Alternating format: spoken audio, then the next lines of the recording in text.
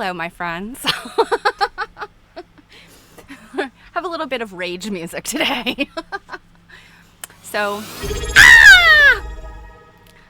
oh my goodness, my poor eyeballs. Marudim, my dear friend, thank you so much. I love the dancing lady, you know I do. So my guys are all here today. Babraham and Double T, and of course Pocket Dutton came out of hiding. He was here this weekend for AQSG's winter seminar, so.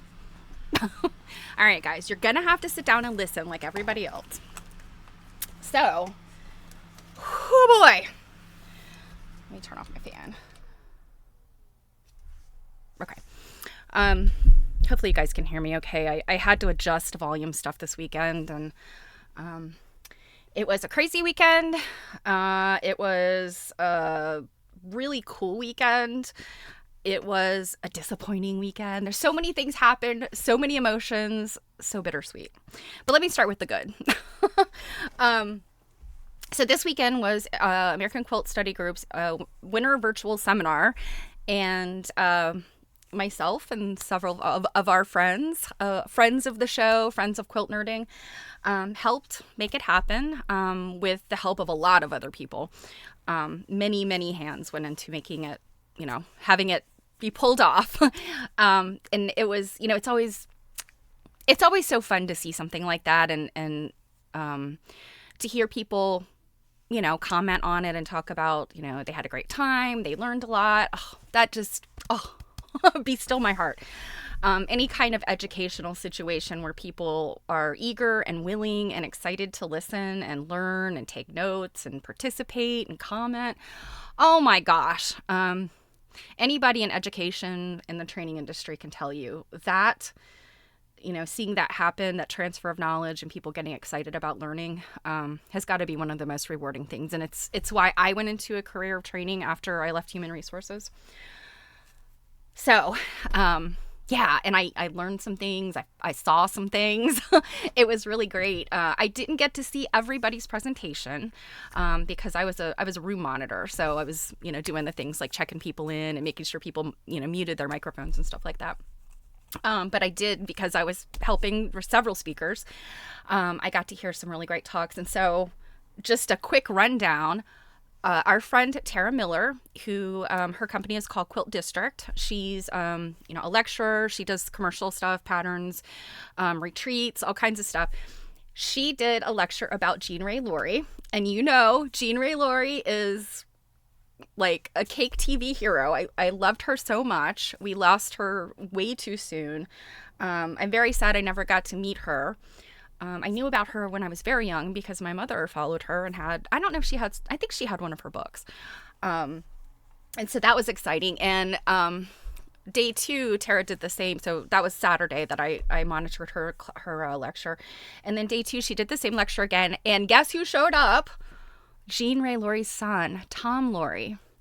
And if you remember what we've talked about with Jean Ray Laurie, her most she has a number of famous quilts, but the one that was really well known was her first one. And it was really I don't want to say it was a quilt she made for her son, and it's called Tom's Quilt. But it was so modern looking and had such graphic representations in it. It has just become like very famous, and it was a good showcase of what her work looked like in the beginning. And then if you looked at her quilts, you could see the transition over the years of how her work changed. Her son, Tom, is a beekeeper. I just love that. I mean, and we got to see work that Tom gave Tara permission to show that I've never seen before. And I think a lot of people had not seen before. They were pieces that his mom had done. I think 2 of them are hanging in his house. We got to see Tom's quilt instead of on a wall in a museum. We saw it laid out on, in the grass, like somebody was having a picnic. I mean, it was just, it was so rewarding. And then, you guys, for those of you that read books with us over on Quilt Nerding, you know that back in October we read To Honor and Comfort by Marcia McDowell about Indigenous quilt culture in the United States. And I got to monitor Marcia McDowell's session. So she talked about a lot of things that were in the book that we already knew. But just, hearing her tell the stories, and she also brought in, voices of Indigenous people through some YouTube videos. It was so good. It was so awesome. And she's so nice. Oh my gosh, I love her so much. And then let's see, what else did I cover? Oh gosh, why am I blanking?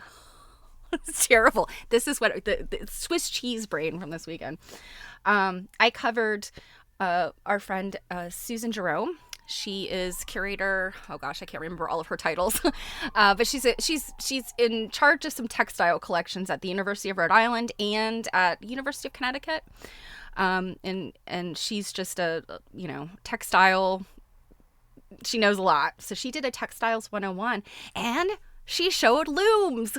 So, we one of her very first images in her PowerPoint presentation was the weighted looms, just like Morris Crawford showed us and talked about.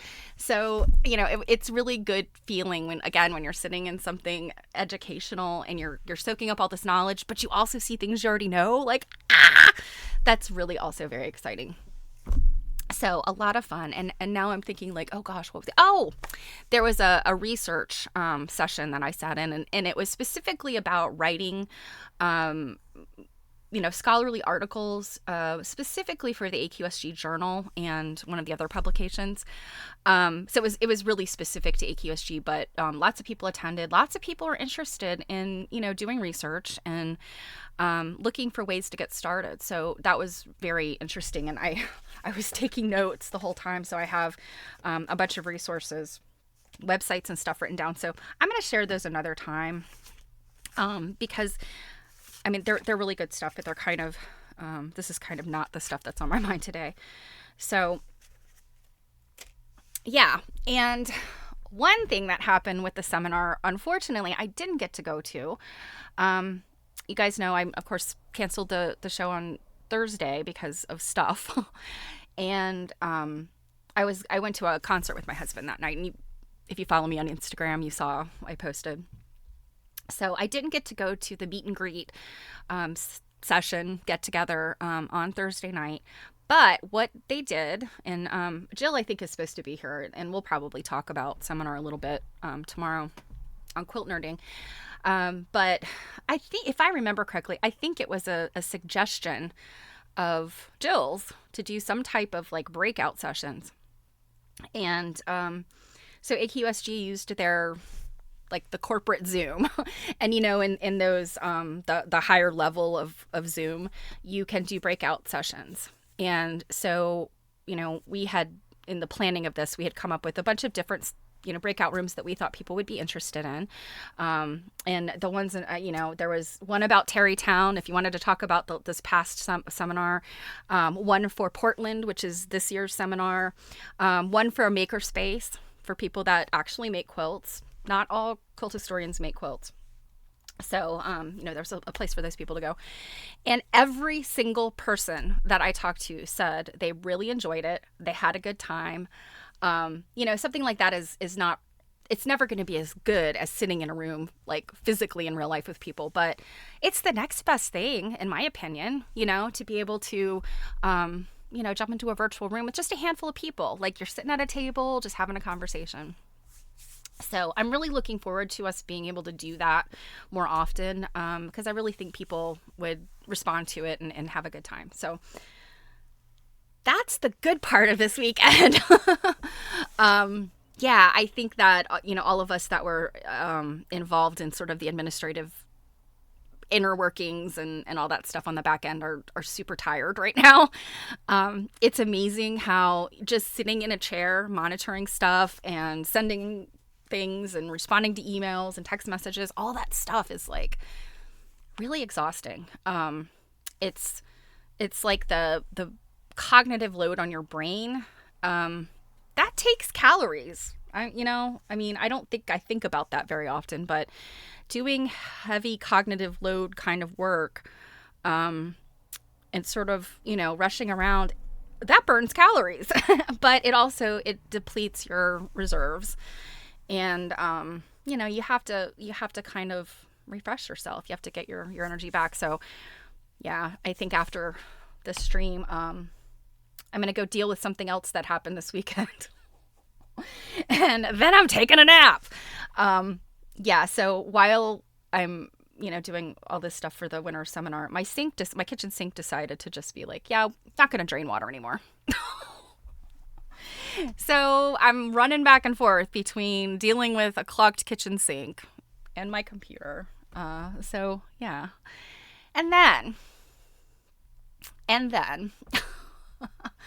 I'm scrolling Instagram, and I want to say, was this Friday night or late Thursday night? I cannot remember now which day it was. But I fell down the rabbit hole of the AQS censorship. And so, if you spent the last 4 days not looking at the social media, if you're not in any of the quilt related groups on Facebook, then you might not know what happened. So I'm going to tell you, and I'm going to show you some images. I'm going to read you some artist statements. We're going to look at the history of AQS. And I have some scholarly stuff to read you, which I'm reading for my big A art stuff that I'm working on. And it absolutely knocked me on the floor, because as I'm reading it, thinking about the big A art world and, this craftiness of quilts, the words all of a sudden did one of those like blur and come back together. And I'm like, this is relevant to exactly what's happening this weekend with censorship. So, I have all these things to talk about. And I think, what I noticed with quilt censorship, and I'm going to get to showing you exactly what they were in a minute. But of course, people lose their minds over stuff like this and artist censorship. And I'll be honest, I did too. I was like, I had a few screamy conversations with my husband, a few screamy conversations with Jill and another friend. And that's exhausting too. So from here, I really just, I kind of want to listen and, see what other people have to say. I read a lot on Instagram this weekend, and I kind of wonder, like, am I in an echo chamber in my social media because everybody's echoing my sentiments, which we love, don't we? When we're in a group of like-minded people. And, I say that knowing that you guys are very like-minded to me, that, we probably have differences. There's probably things that we don't agree on. But for the most part, I don't get political here, but most of us are kind of on the same page. So, that said, and like I said, I don't get political, but what it always surprises me. Oh, it's Jill. I'm glad you're here, my dear. We were just getting to the juicy stuff. I did a quick rundown of AQSG and how tired I am because my sink is clogged and there was censorship, and seminar was so fun but so exhausting. So back to it. Like I said, I don't get into politics. I don't like it. I don't like division. I like to talk to people. I like to listen. I like to not judge and not be judged. That's really hard this day and age. So, hello. Hi, Ludwig. Welcome. We are here usually talking about quilt history. Today we're talking a little bit about quilt censorship, which is a little bit more serious than we usually do. But we still like to have fun. So, I'm going to put on my comedian hat for a minute at some point here. So, what I was saying about, division, I try to listen to all sides of every argument when I can. And I think that's probably why I get really exhausted watching the news and reading news articles, because, when I see some major headline, I do my best to go out and look, are there other thoughts on this? That's getting really hard to do. I don't know how much of what's on the internet I can actually believe and put faith in. And, then that takes us to TV and, all the talking heads on TV. So I'm going to draw a line in the sand here. And I don't think that this will be any surprise to you guys. And again, I think we're all mostly on the same page here. No judgment against people that don't share my beliefs. There are a few things where I just say, you do you, boo, and maybe get the F out of my house. Because, I do, bottom line, respect for people, women's rights. I will always, I came out of the womb a feminist. I'm a Gen X. I am very careful about the hills that I die on. But there's again, some things that I am into reproductive rights. I believe in women's rights. I believe in everybody in this country, and I'm in the US, being recognized to have all of the same rights, and, not rights because you're part of this group or that. And, again, I don't like politics. So feminism, LGBTQIA+. My child is queer. I've never talked about that. It's his story to tell. But I stand behind the rights of trans people, gay people, and I'm more than happy to have conversations with people because I like to listen. And if you raise your voice, I'm going to get quieter. That's how I do things. But again, line in the sand, these are the things I care about.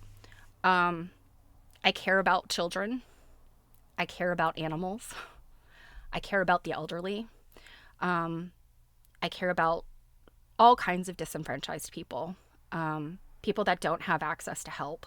People who don't have access to the things we take for granted. I believe, this is a melting pot, and we're gonna read some quilt stuff today that really touches on this. What does it mean to be an American? What does it mean to come to this country? That's a hard question. It really is, and I'm not here to get into all of the political hot buttons. Anyway, I've put that out there, okay? So the things I care about, and you guys know I'm a mental health crusader. I think that so much that's wrong in our culture kind of goes back to mental wellness. And I'm not saying that everybody who acts a certain way is crazy or is, suffering from whatever. But I do think in a lot of cases people, it's executive function is an important part of our mental development as children. And I don't know that I've ever heard anybody say that lack of executive function is a mental illness, but I believe it is. I think that if you did not develop certain types of executive functions when you were young, you were always going to struggle. And if you don't have the self-awareness to understand that, then you're always going to be you're going to be an enemy to some people. And what I mean by executive function is being able to sit back and make thoughtful decisions, exercising self-control, all of those kind of things. And from my perspective, I see a lot of people that don't have executive function. And that is very unfortunate because that creates a lot of tremendous strife in all communities. So I think it's important to treat people with kindness.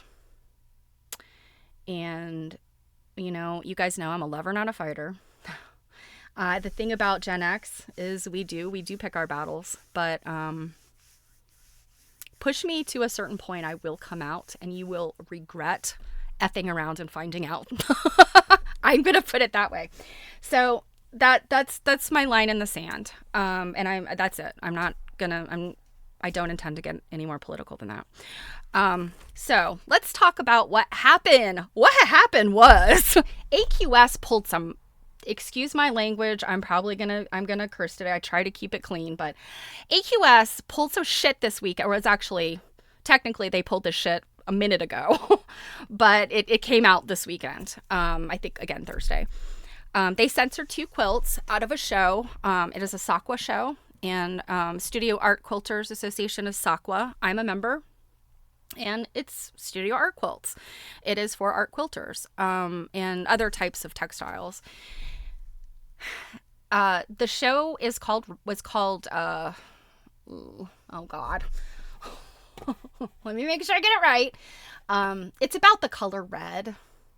Where is it? Of course, none of the things I pulled up have the title in it. Oh, I know where it is. Where is it? Where is it? Okay, it's called, it was Coloring Context. I'm sorry, Coloring Context Red. I actually made a piece for the show. And the reason it's not in the show is not because I was turned down. It's not in the show because I had second thoughts about entering it. And while I was dithering around, the deadline came and went. So kind of like, I decided not to enter it, or did I forget to enter it? There's no telling with cake. You never know.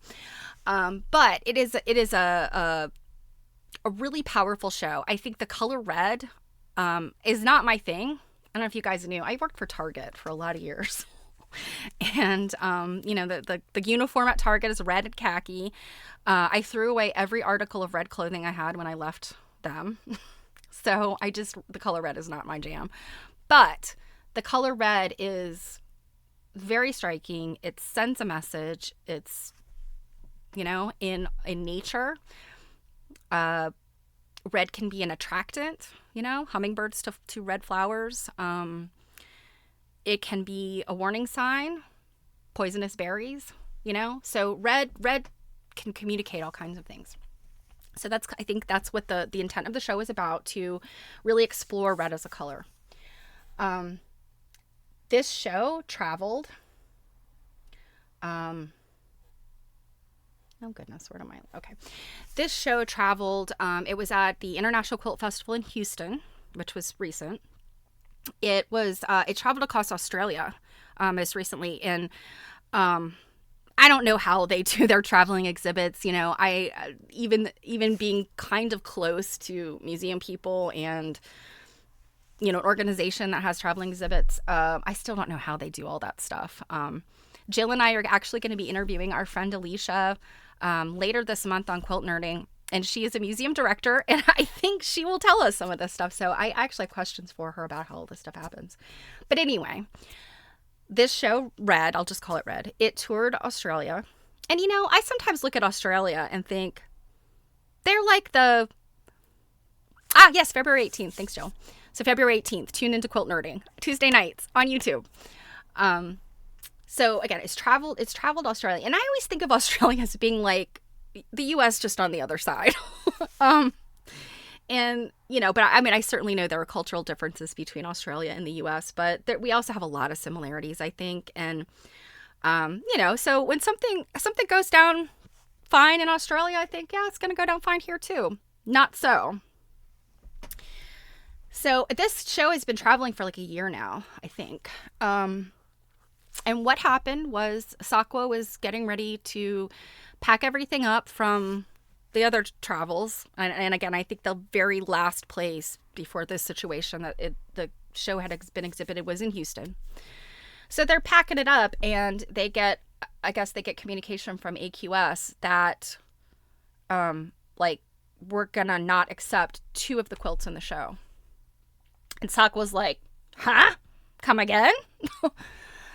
And they said, yeah.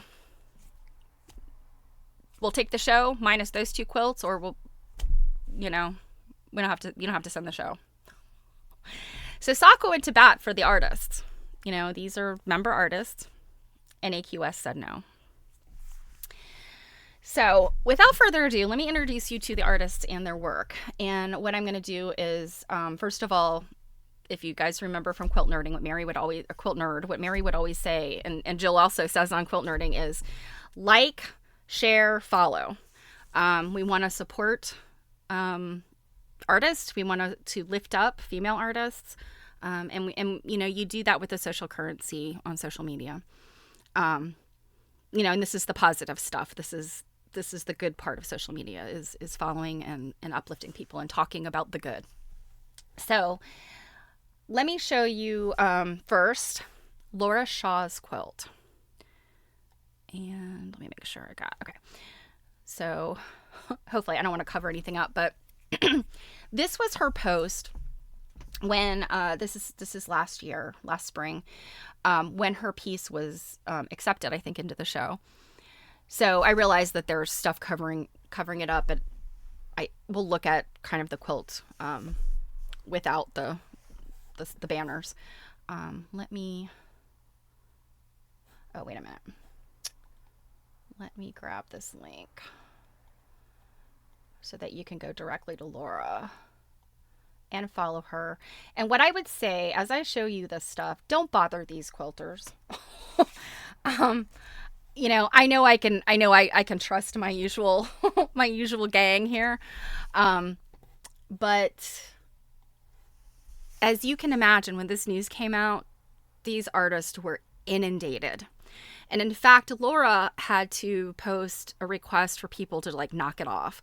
Apparently people started making t-shirts, like protest t-shirts with her quilt on them. Like, no dice. That's not cool. Don't do stuff like that. You know, putting the energy into having your voice heard, but that does not mean taking the thing that is, you know, being censored and putting it on a t-shirt. It's not yours to take. Okay. So I know I don't have to say that to my people, but, you know, if you're new here, I just, you know, we want to get on the same page. So this is her piece. It's called Your Mother, Your Daughter, Your Sister, Your Grandmother, You. And looking at it, at first I just saw the image and I did not even know the title. I had not read her artist statement. But I looked at it and I thought, well, I suppose this probably represents blood. And I can imagine Sakwa had to have known that when they put out something about the color red, they're going to get stuff that's related to blood. And there's a piece and there's like a human heart, you know, stuff like that. I'm absolutely positive they didn't think they were getting, you know, quilts of apples and fire trucks, and the color red is it can be controversial. So, or it can represent controversial things. So when I looked at this, I thought that reminds me of blood. And then, of course, when I read her artist statement,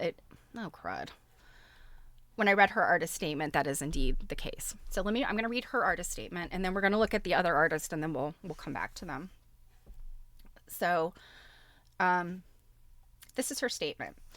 Started in the spring of 2022, after the leak of the draft Supreme Court decision to overturn Roe v. Wade, I felt the need to work through my anger and frustration, knowing that this fundamental human right to essential health care was soon to be lost for millions of women. When seen from a distance, the more than 3,000 squares of this quilt form a red cross that swirls and fractures around the edges, eroding just as reproductive rights are eroding across America. Viewed up close, each square, made up of red fabrics that cover the full spectrum from purple to orange, solid to patterned, is uniquely shaped, a visual reminder of how each woman must uniquely cope with the unpredictability of having a uterus.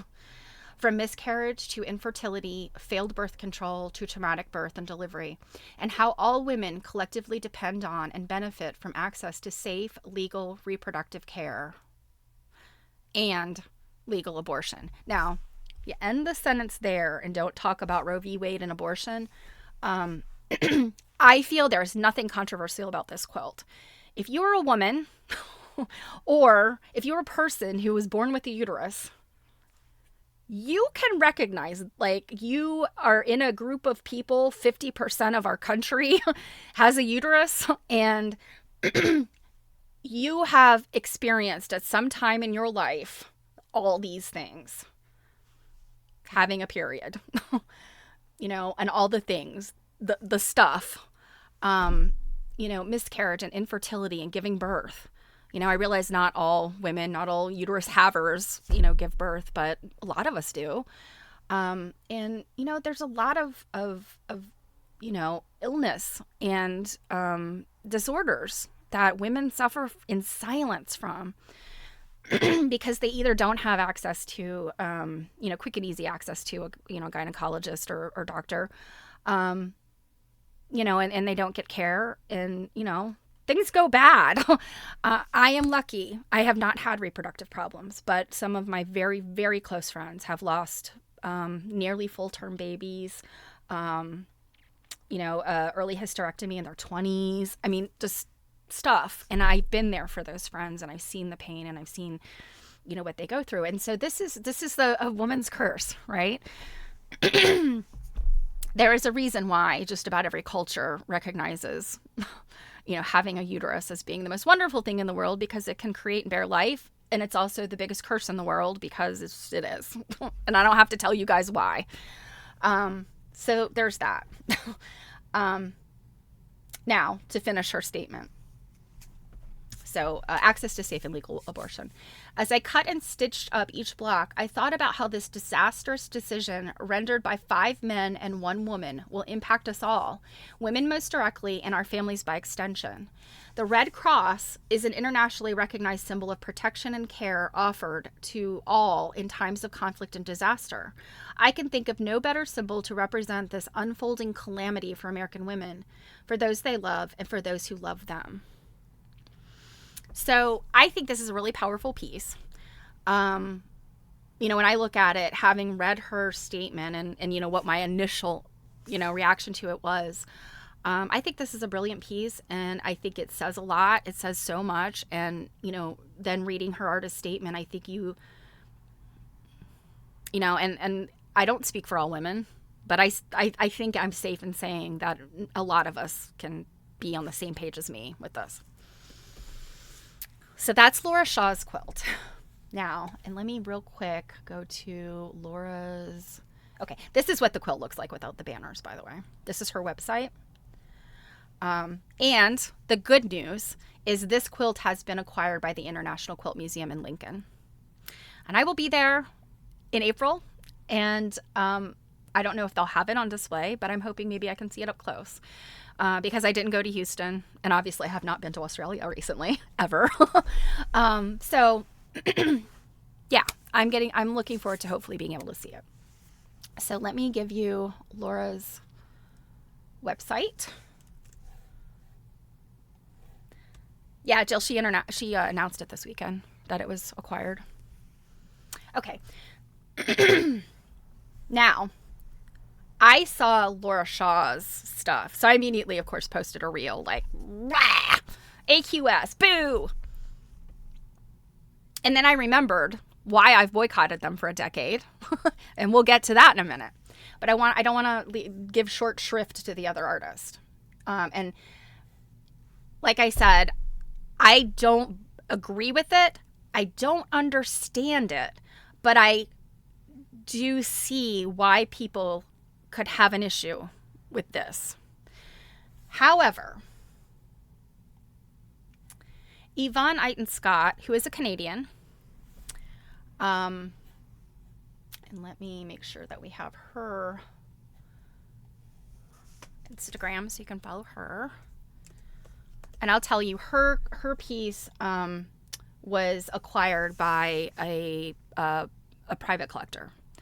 So this piece has also been purchased. So what do you guys see when you look at this? I know what I did. I know what I saw.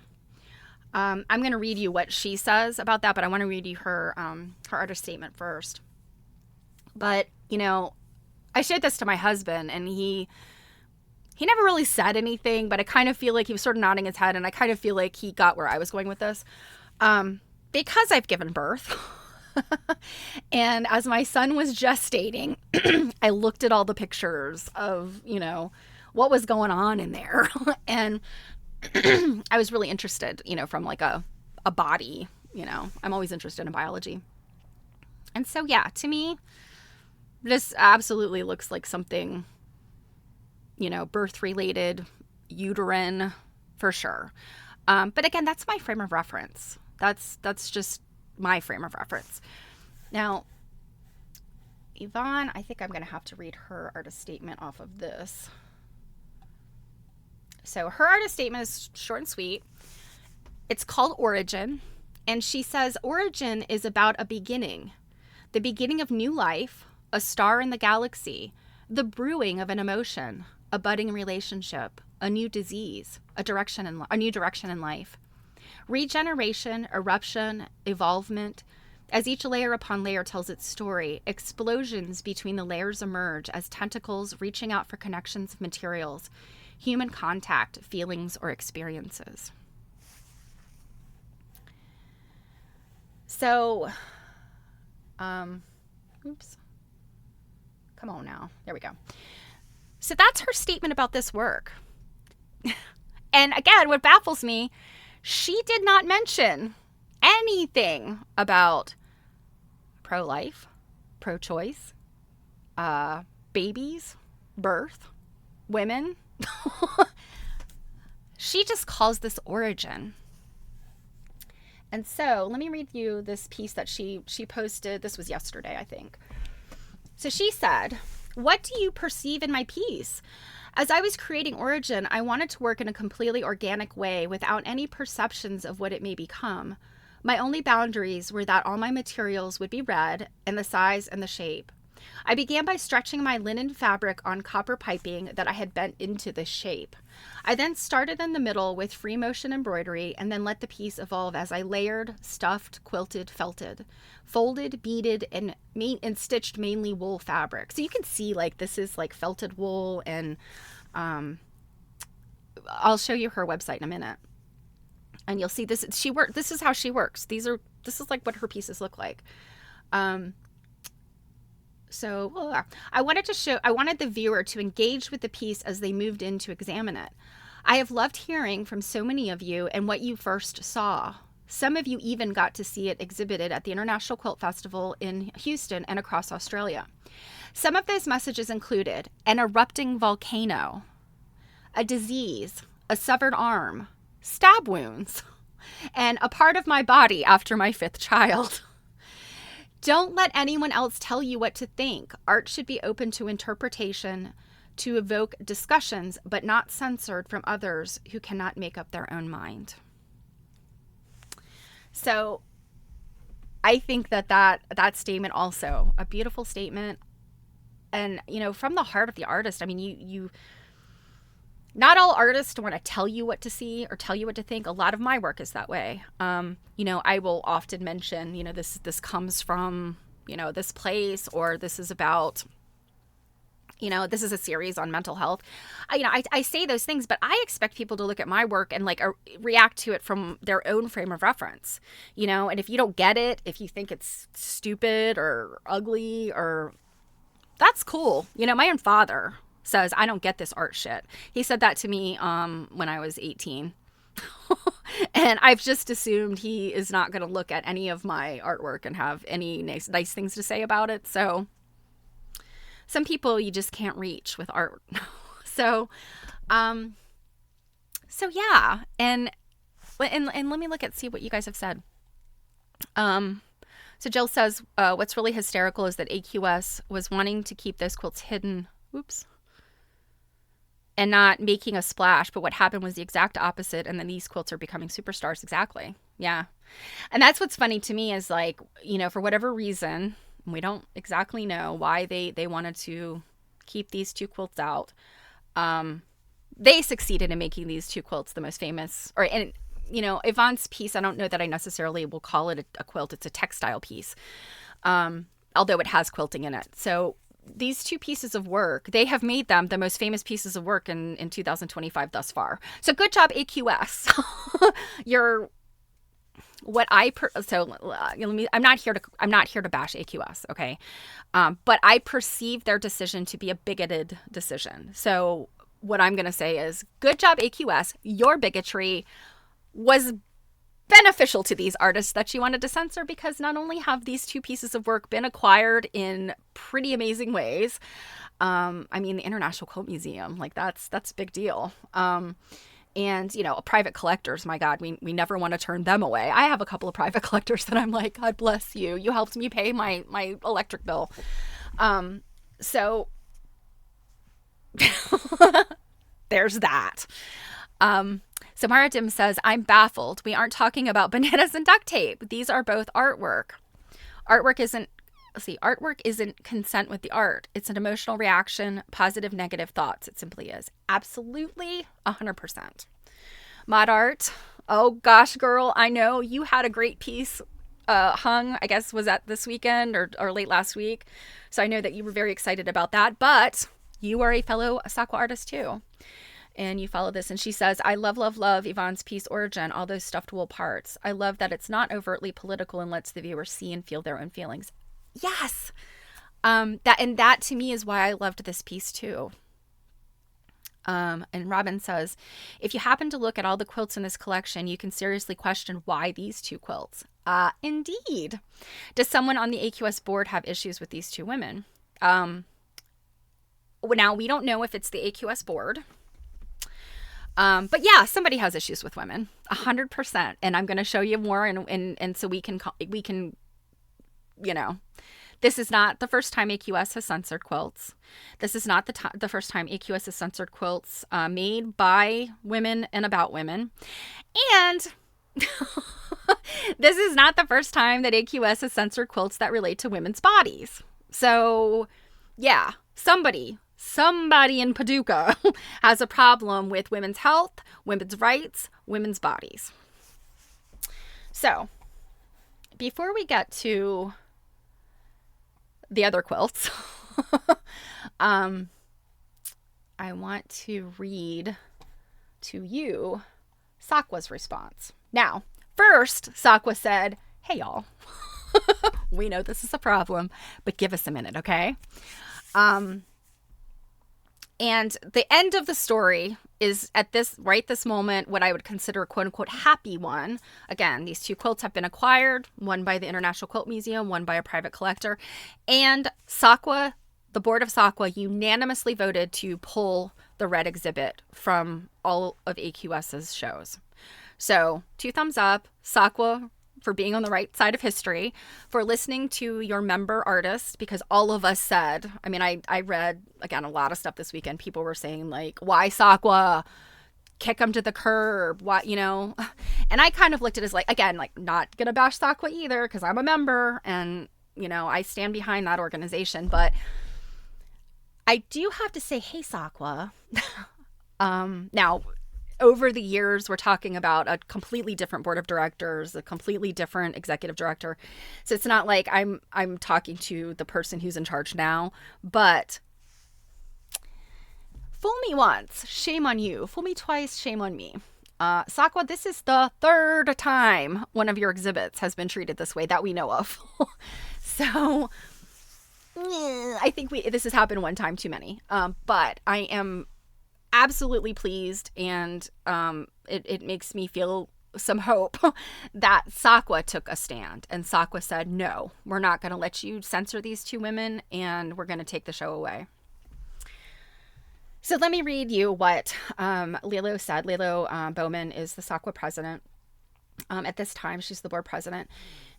And this is what she has to say. For centuries, artists have used their work to convey powerful thoughts and messages about social, political, and cultural shifts, igniting awareness and conversation. Art quilts, as a textile medium, are created by us, about us, and for all of us. They provide a unique pattern for exploring difficult topics, events, ideas, and concepts through the tactile and visual language of fabric, thread, and texture, making them both familiar and deeply engaging to the viewer. Sakwa Global Exhibition Color and Context Red debuted with 39 art quilts on display at the International Quilt Festival in Houston on October 1st, 2003. Oh, so it was 2003. They were not this past one. My bad. So Houston a year ago. So not this last one, but a year ago. The exhibit was scheduled to travel to numerous stops around the globe through December 31st, 2026. So this is like a really long scheduled, and this is how they're some of these shows travel for a very long time. So lots of people can get to see them, and lots of people can broaden their mind and have discussions and either be mad about it or happy about it. And that's all we ask as artists, is converse about our work. So I keep getting on my soapbox. So it traveled numerous stops around the globe through December 31st, 2026, including the American Quilters Society's 2025 5-venue quilt week, scheduled to begin on February 19th, 2025 in Daytona Beach, Florida. I can't remember this year what the other four are. One of them would be Paducah. So Daytona Beach, Florida, Paducah, Kentucky, and I don't know what the other three were, or are. It hasn't happened yet. But they are generally going to be in the Midwest, somewhere or in the middle of the country. I know one year it's Michigan, Branson, Missouri. You know, these are places we know are conservative places. So the American Quilter Society was provided with images and statements for all pieces in the exhibition. They signed a contract. Contractual obligations, people. They signed a contract in August 2024, and as Studio Art Quilt Associates was preparing to ship the quilts, the American Quilter Society contacted SAQA and stated that they would be removing Origin by Yvonne Eiten Scott and Your Mother, Your Daughter, Your Sister, Your Grandmother, and You by Laura Shaw Fight. I'm not sure how her last name is pronounced. I'm sorry, Laura. From the exhibit. The reasons given for removal were inconsistent with SAQA's mission and values. Thank you for saying that. A meeting was arranged between Lilo Bowman, president of SAQA, and the leadership of AQS, and we're going to talk about who the leadership is, to discuss and to see if a compromise could be arranged. Studio Art Quilt Associates was given the option of the color and context red exhibit being presented without the two quilts in question, or the entire exhibit be pulled from the 2025 show schedule. After careful consideration, the board of directors of SAQA voted unanimously to have the entire color and context exhibit pulled from the AQS 2025 show schedule. We understand that this decision may result in some doors closing, but we will face the coming days together. It has long been the mission of SAQA to support our members in their artistic and professional growth. We have not stood by without taking notice. We hear your pleas, we hear your anguish, and the frustration that this incident has caused. Censorship does not align with our organization's core values. As the president, I am here unequivocally to say that the entire board of directors stands as a united front with our membership. So, yes! I was very, very pleased to see that. I think a lot of organizations, companies, think about just what, and again, I'm not going to get political, but think about what we've seen over the past 5 years since 2020. You know, we had a lot of protests early in the pandemic. We had people that don't listen to each other. We have a lot of division. We have fighting. We have January 6th. We have, there's a lot going on. So art, to me, is something that reflects culture and society. It reflects the inner workings of the artist. I'm beating a dead horse here. It's about, challenging your thoughts, challenging your beliefs. You could get mad. You could hate a piece of art. I don't know how many times I've walked into an exhibit, a museum, a gallery, and just been like, ew, what is that crap hanging on the wall? Ugh. But just because I think it's ugly and I would never put it in my house on display doesn't mean it doesn't have value. I'm just one person. Who am I? Right? And I think any one of us as individuals,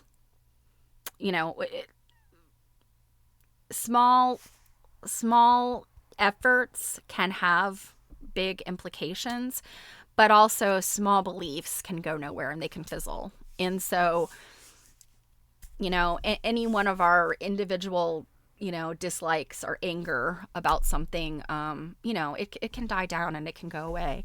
But it's when a lot of people come together where things get problematic. And this is something I'm actually going to talk about on Thursday. I will pre-warn you, we're going to dive right into the cult corner because kindness is so missing. Kindness is missing in a lot of places. But let me get off that soapbox. So I don't know where I was going with that. Let's look at the next quilt. So 2025, this is maybe finally the year somebody put AQS, on notice. Now, let me go to this. 1994, Jonathan Shannon made this quilt. Jonathan Shannon, he is deceased. However, in the 90s, the AIDS crisis was still a crisis. Jonathan Shannon was a gay man, and he made this quilt in honor of friends. I think it was multiple friends who had died from AIDS and also cancer. So this is really about honoring his friends that had died for whatever reason, whether it was AIDS or another illness. Now, in 1993, Jonathan Shannon was like the golden child at AQS. He won. He was credited as like the first man to win the grand prize, at an AQS show, and you'll learn a little bit more in a minute about what that means. So he was just, Jonathan Shannon, just big deal. And a year later they said, "Oh no, take that quilt away. We are kicking you out of the show, Jonathan Shannon." So last year, you love this man. He's the best thing since sliced bread. And then in 1994, you don't love him anymore because, he's gay and he cares about his friends who died of AIDS. Now, in the 90s, I'm not making excuses for anybody because that's just gross. But, in the 90s, I think that LGBTQIA plus concerns were, gay people were still in hiding. My beloved uncle, lived with a woman who my grandmother to her dying day said was his fiance. She was not. My uncle lost his significant other around this time. His name was Rocky. He did not die of AIDS. He died of a heart attack. But, these sort of things in the, as recently as the 90s, I'll say that, because the 90s to me were not that long ago, even though, we're talking 30 years ago. This kind of stuff was so painful in the 90s. And I would say a couple years ago, I would have looked back on this and thought, this is such a beautiful quilt, and its intent is beautiful. And thank goodness that kind of thing won't happen again.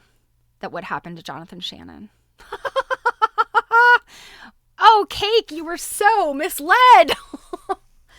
So 1994, they've been up to these tricks for a long time.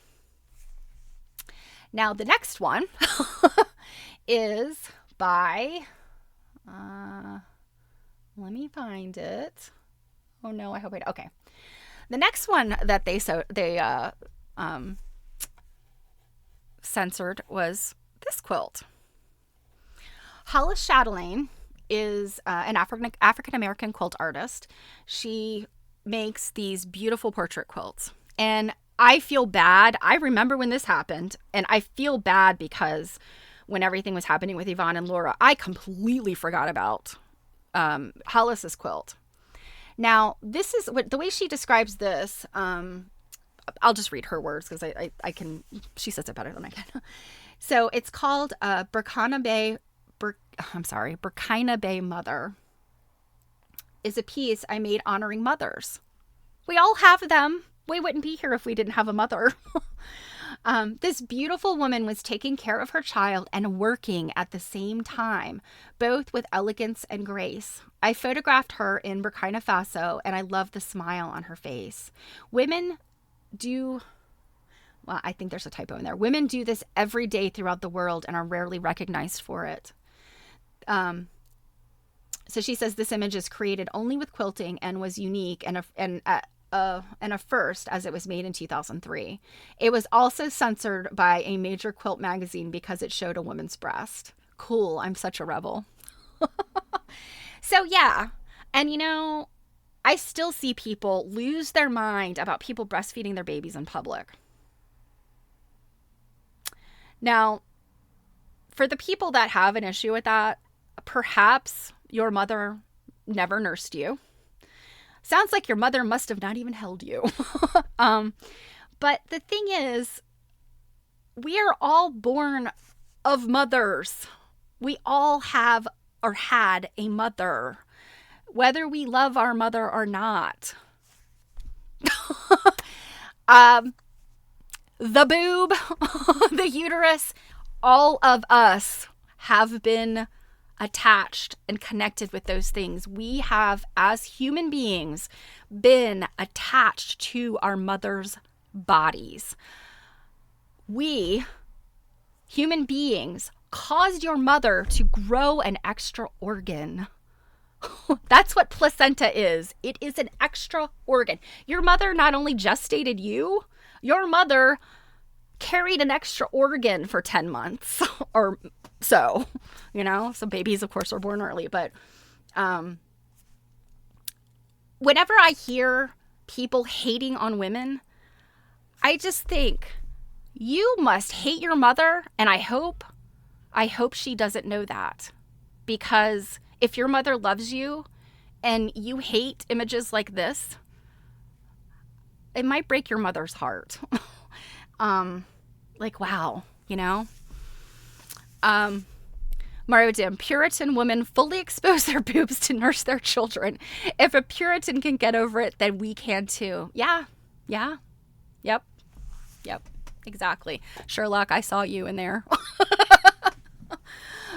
So I think this is a beautiful quilt. At the time that it was, and it did not make the waves that Laura and Yvonne's pieces have made when it was censored. And this was 2005 when it was censored. She made it in 2003, but it was censored in 2005 if I remember correctly.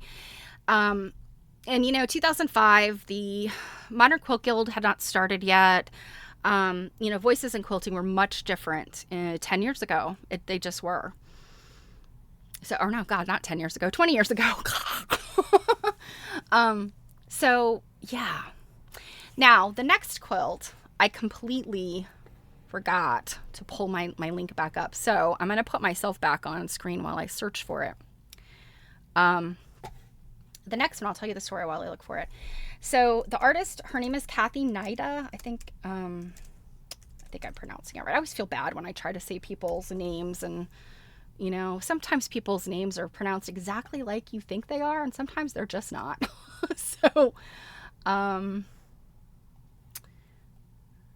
So interestingly, Kathy had stuff to say also, and I haven't read her commentary. Can't find it. So Kathy's pieces they're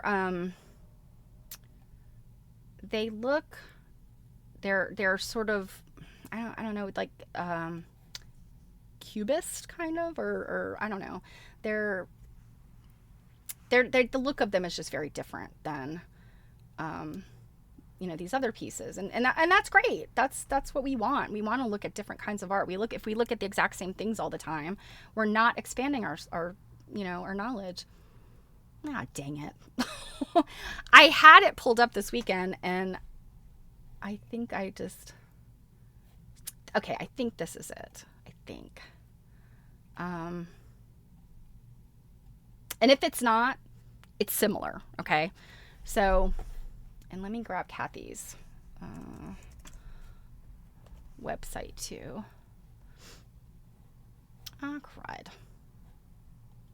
Okay. So, luckily, her website's easy too. It's kathynida.com. So, that's her website. And then this, I think, is the quilt. Let me pull this over a little bit so that you can see it. So, you could see this has got naked women in it. But if I remember correctly, so she says 2 sisters in a strange land, a lost life jacket, a nasty oil spill, no explanation needed. So, she makes these pieces that, they're layered meaning. And you can see, like, there's some things to be said about, this woman giving birth.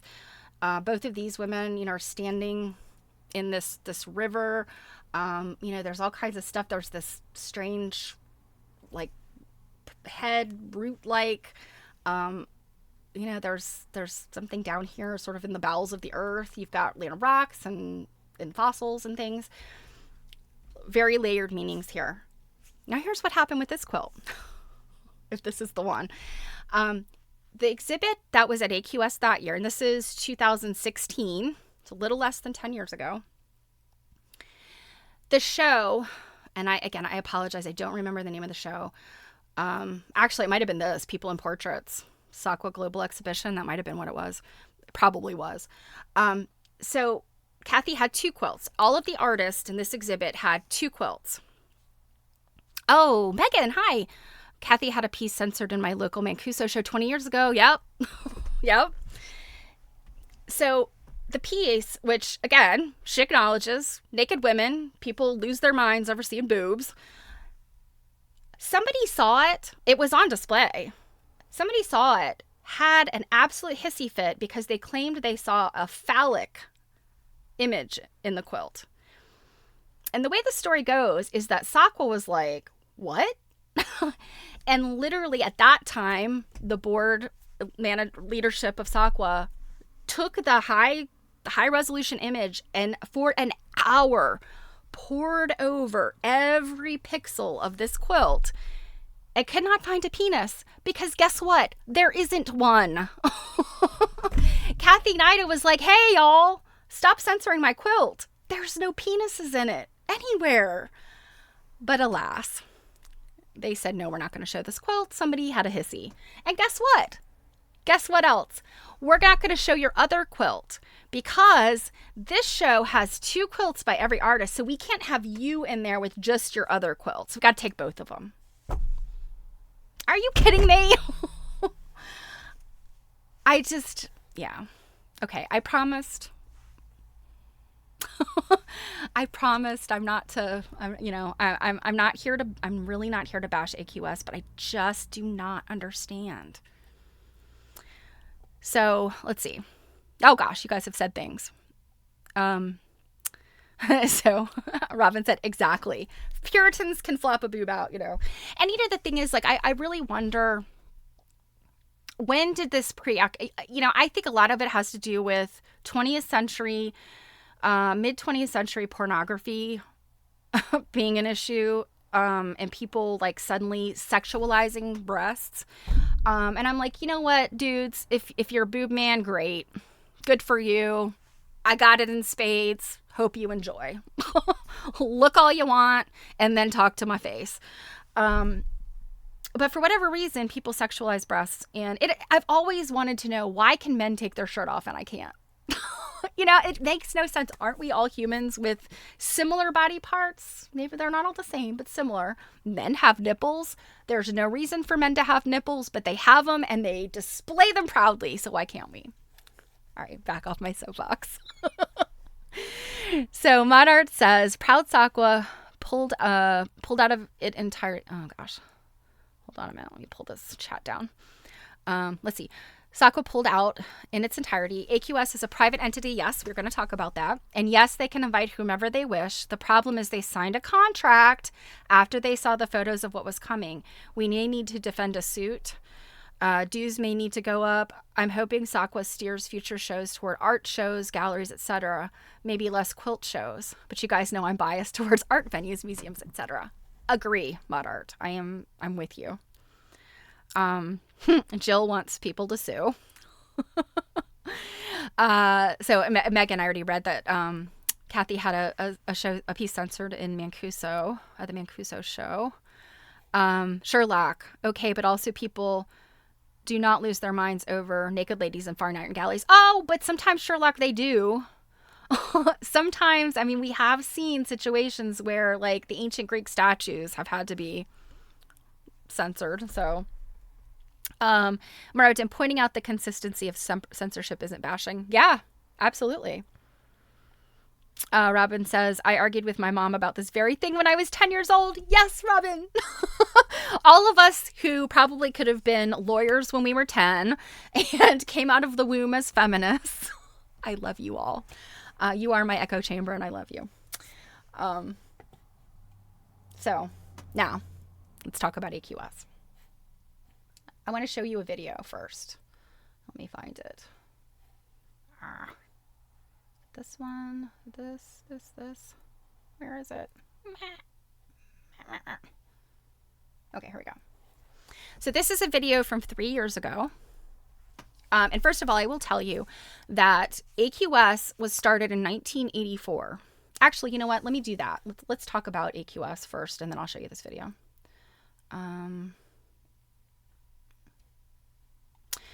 So the Quilters Hall of Fame in 2013 inducted Meredith Schroeder. She and her husband, Bill Schroeder, were the founders of AQS. I'm not entirely sure if Meredith is still living. I think she is. I haven't seen anything that says she is deceased, but Bill Schroeder the first, or Bill Schroeder Sr., is deceased. He died. I have his obituary. He died in 2017. So, but let's talk about why Meredith and Bill wanted to start AQS. And I'm going to read you this piece about Meredith that was written by the Quilters Hall of Fame. Now, some of our friends are inductees.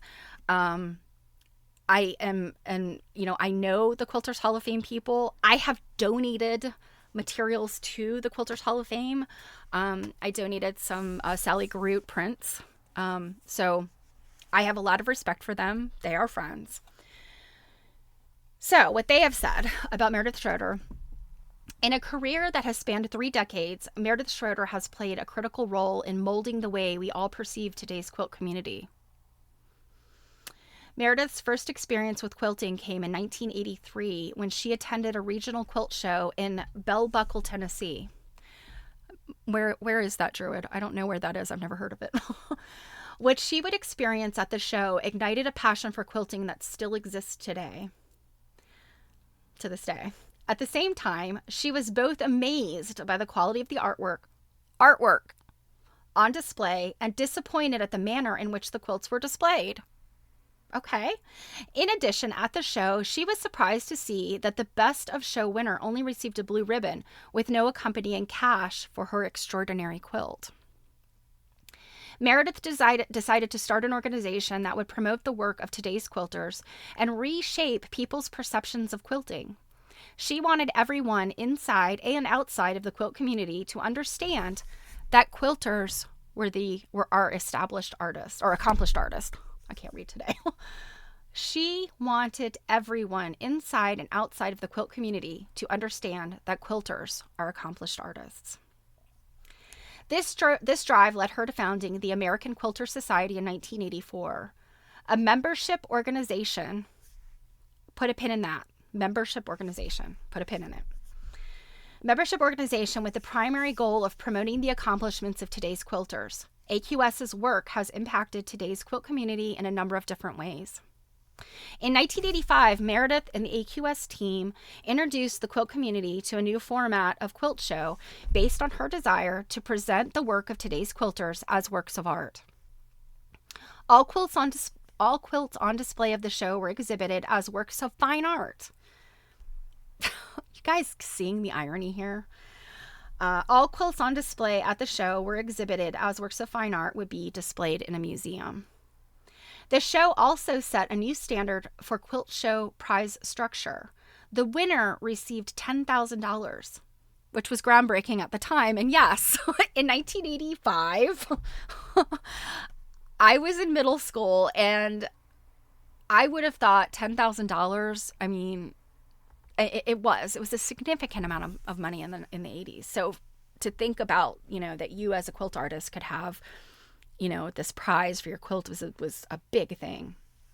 Because most people, it was either you get this blue ribbon and it's like a clap, clap, clap, or you're having your quilt judged first prize in the fair, and you get a $5 stipend for that's the kind of thing that quilt artists were getting.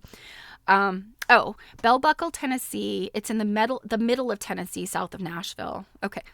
Population 410. Okay. So it's a tiny little place. So the winner received $10,000. In 29 years since the Paducah Quilt Show was founded, it has been attended by over 350,000 people. Now this is 2013 that this is, or thereabout, that this was written. And is now considered the quilt community's premier annual event. In 2012, over $120,000 in prize money was awarded at the show. AQS also promotes 3 additional shows in Des Moines, Iowa, Lancaster, Pennsylvania, and most recently, Grand Rapids, Michigan. Each of these shows draws thousands of quilt enthusiasts annually. Also in '85, AQS published its first magazine, The American Quilter, and you can see a copy of it right here on the right-hand side. The magazine is published 6 times a year, and every publication is read by over 80,000 quilters. A second magazine, The Quilt Life, was launched in 2010, created by Ricky Timms and Alex Anderson. So, did I miss something?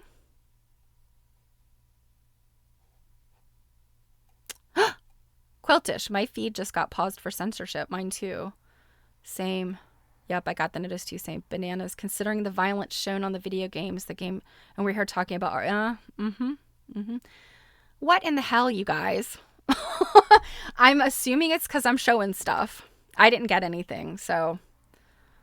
Oh, my Lord. Here we are talking about quilts. Oh, my God. I am such a menace. I'm such a menace. Oh, my God.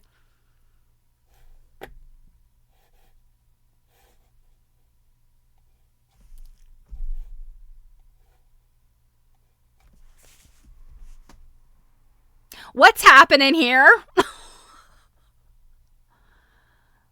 This is weird. Okay, everybody's feed is getting... Okay. I'm not sure what's happening, but... Okay. Mod Art says... Okay, Druid says nothing was held by Automod. Okay. It could be... All right. It could be... I don't know. One thing that it could possibly be, you guys, is I did play my a playlist. Let's see, Jill said read further up. Yeah. Okay, I got a Twitch notice that this content may not be for everyone. I had to click to continue watching. I see. Okay. All right. Twitch is AI. Thanks, AI. You know, if we don't have actual people censoring us, we have AI censoring us. All right, I'm gonna keep reading this with just myself. All right, so we've talked about the American Quilter magazine, which is still published. I'm not sure about the Ricky Timms and Alex Anderson magazine, the Quilt Life. It was launched in 2010. I know I've seen it because I recognize Ricky Timms and Alex Anderson, but I'm not sure if it's still published. AQS is also a leader in quilt industry publishing. Over the past 29 years, they have published over 550 quilting-related titles on a diverse number of educational, inspirational, and fiction topics. These efforts have brought the talents and skills of today's most talented quilters together with quilters of diverse interests. Thousands of quilters have developed their skills using books published by AQS. JB also got a notice to check my settings intended for certain audiences. What? I mean, you guys, we're apparently watching in real time. Apparently, we're watching what censorship looks like in real time. I mean, there is absolutely nothing I have looked at or talked about here. I'm guessing it was Hollis Chatelaine and that horrible, horrible boob we saw on a woman feeding her child. Okay. Let me step aside for one moment. This is where I will get real super pissed off, okay? What I can tell you is this stream records directly to my computer, so I've got it without anything. So I've got it without commercials. I've got it without any kind of censorship. So take that, assholes. But there is absolutely nothing that I have shown here to you that I would not have shown my own child when he was 5 years old. So Take that. This is when you're going to piss me off, people. People out there who are censoring me. Yeah, isn't that weird? That is so bizarre. Now, to step back and not be an absolute, oh, I'm thinking it may have started when you were talking about, God forbid I said penis. Penises are really what is the problem in this world. Okay, I promise no politics. Yeah. So, yeah, who knows? Who knows? It also couldn't, it might have something to do with your individual settings, and I'm not saying, like, you guys have something turned on that's nefarious, but I do know, like, I feel like when you create an account, there might be something in there where you could say, like, show me everything, ask me, show me nothing. Yeah. I should have said the D word. Yeah. Oh, boo hiss. Boo hiss. Getting censored talking about censorship. Jill had the anti-boob function on. Yeah. Because, well, I mean, it'll only get you stirred up, so we know how you are. Look at me. I'm adjusting my boobs. Let me tell you, there are some really great channels here on Twitch. Mama is a fan. She is a very good friend on Twitch because we support each other's channels. There's some other super wonderful artists, a couple of quilt people. There's somebody from the Young and Millennials Quilters group on Facebook that, I reached out to her and talked to her about starting her own, Twitch channel. And I think she streamed a few times. So, there's great people on here. There are also people on this very platform that sit around in their underwear and do ASMR. So, so if you're a sexy lady sitting around doing ASMR, I'm guessing that nobody's censoring you, but I got censored because, I'm talking about boobs and dicks. Like, oh, good Lord. This is what's wrong, people. I promised I was gonna go with kindness on this, but I'm having a hard time. All right, let's keep going. Yeah, go ahead, Jill. Tell everybody that's the reason. All right, AQS, leader in quilt industry publishing. In 20 years, they published over 550 quilting-related titles. 550. Yes, boobs and dicks. Those are words that are totally fine to say on my channel. You could call each other that. You could call other people that. You could just say it, okay? 100%. In an effort to further promote the quality and value of quilts by today's artists, Meredith and a team of industry leaders developed the first standardized guidelines for appraising quilts. So they own the appraisal certification program in the United States. And Jill and I have a good friend. You guys know her. She is a certified appraiser. It is an important part of her practice in research and quilt history. And she's got a real issue right now because she is very unhappy. But she doesn't have any other type of options because there is no other certifying body for quilt appraisers in the United States. And, quilt appraisers, they're not out there making bank. But it is a qualification that takes a lot of energy, a lot of knowledge. And it's kind of one of those things that, you do because you want to and you're proud to, not because you're going to become famous and make money off of it. So it has a very important place in textiles and what we do. So over 21 years, continuing her effort to promote the accomplishments of today's quilter, in 1991, Meredith and her husband Bill founded the National Quilt Museum in Paducah. I think it was originally called something different, but it is now called the National Quilt Museum. And I'm not sure, you guys, Jill, you might know, is it still open? I'm pretty sure it is. And it was looked at as again, the National Museum until the International Quilt Museum showed up on the scene. And they're connected with the University of Nebraska, very scholarly kind of look at quilts. They do a lot of global stuff. It's not all quilts. There's some textiles. Um, Druid, I love you. And the National Quilt Museum in Paducah, I think they're showing more traditional stuff. I don't know anything about them. I cannot really speak because I've never been there, never worked with anybody that has been involved. So I can't speak on it. Now, that was in the 80s up to 2013 when Meredith was inducted into the Quilters Hall of Fame. So no, Paducah is modern stuff. Oh, so the museum there in Paducah is modern quilts?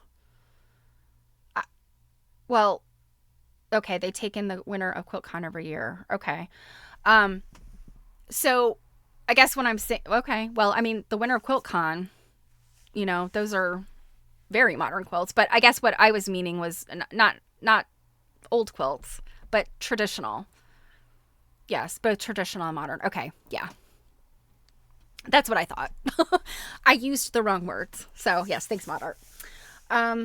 So, yeah, I realize I really fractured the reading of that, but that's what they want to say about Meredith Schroeder in 2018 or 2013. And I would have read that before all of the censorship. So I would have read that and just been like, yeah, I like what they're saying here. I like what this writer, and I don't know who wrote this.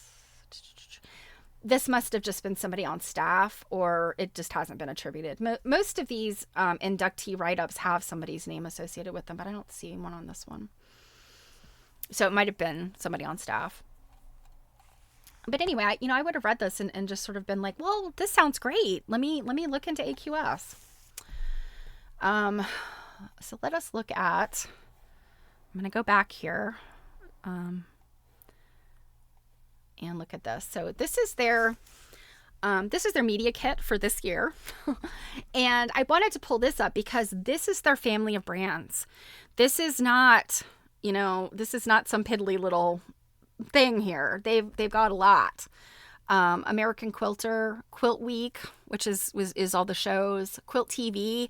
That's I think that's Alex Anderson and Ricky Timms, or they're part of that. iQuilt, On Point Newsletter, their blog, Shop AQS. Now, iQuilt and Shop AQS are big things.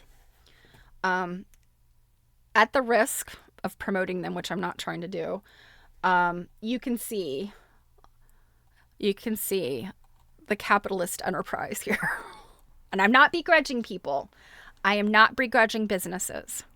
These are courses you can take on iQuilt, and these are things you can buy on AmericanQuilter.com. So fabric, merchandise, patterns, digital downloads, magazines, all kinds of stuff.